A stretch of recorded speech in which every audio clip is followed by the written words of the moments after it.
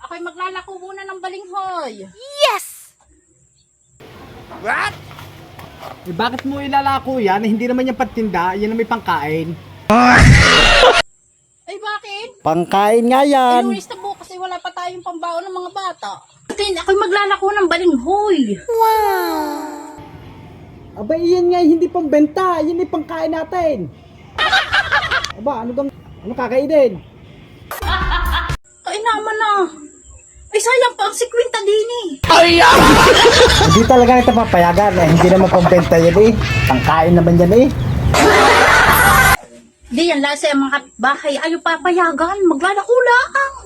Pangkain nga yan, hindi naman yan pangbenta. Ay, kakulit naman na rin.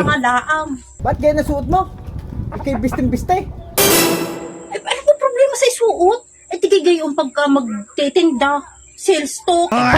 Sales talk. Kailangan eh, may presence of humor. Essence of humor. Eh, pagka magtitinda ka, para kang nasa mall, kailangan mo ng person of personality. Presence of personality. Oh, ito.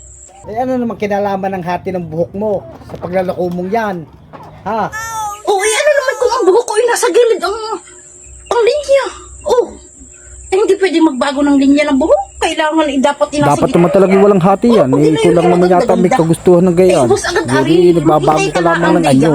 Baka ikay may puputang Ay, naman. iba. Ay, kayo wag aalis ha. Hindi ko pa pinapayagan. Nakaw, sinasabi ko sa iyo. Wala, bahala ka din. Ay, ibiyang, bumalik ka din eh. Kayo walang kakainin. Sinasabi ko sa iyo.